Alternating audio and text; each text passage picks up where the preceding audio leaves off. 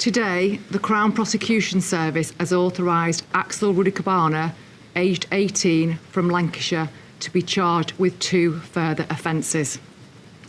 Axel Rudakubana already faces 3 charges of murder, 10 charges of attempted murder and 1 charge of possession of a knife, all relating to the incident at Hart Street on the 29th of July 2024. The 2 further offences relate to evidence obtained by Merseyside police during searches of Axel Rudakubana's home address as part of a lengthy and complex investigation which has been ongoing since the 29th of July. The additional charges are the production of a biological toxin, namely ricin, contrary to Section 1 of the Biological Weapons Act 1974, and possession of information, namely a PDF file entitled Military Studies in the Jihad Against the Tyrants, the Al-Qaeda Training Manual, likely to be useful to a person committing or preparing to commit an act of terrorism, contrary to Section 58 of the Terrorism Act 2000. Rudakubana will appear at Westminster Magistrates Court by video link tomorrow. Following the events of Monday the 29th of July, searches of Axel Rudakubana's home address resulted in an unknown substance being found. Testing confirmed the substance as ricin. We have worked extensively with partners to establish that there was a low to very low risk to the public, and I want to make that reassurance clear today. I can also tell you that there was no ricin present at Hart Street. When ricin was discovered, all necessary steps were taken so that we could be sure that no one was at risk. This was a multi-agency response. Expert advice and guidance was received and adhered to throughout the investigation.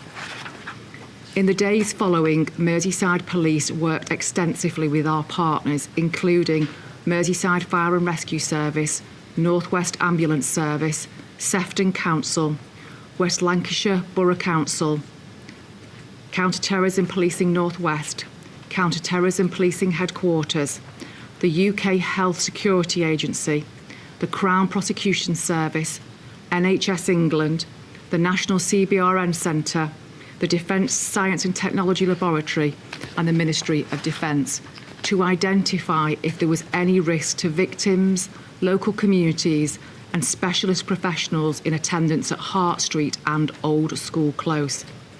At this point, it's particularly appropriate to recognise the support that we've had from our colleagues in the emergency services, local authorities and counter-terrorism policing. That support has included forensic experts and digital investigators, and that support has been in place since the initial stages of the investigation and continues. I want to reassure our communities that we will continue to work in partnership with all of our partners, and we are absolutely committed to keeping our communities safe. At this time, counter-terrorism policing has not declared the events of the 29th of July a terrorist incident. I recognise that these new charges may lead to speculation. The matter for which Axel Rudakubana has been charged under the Terrorism Act does not require motive to be established.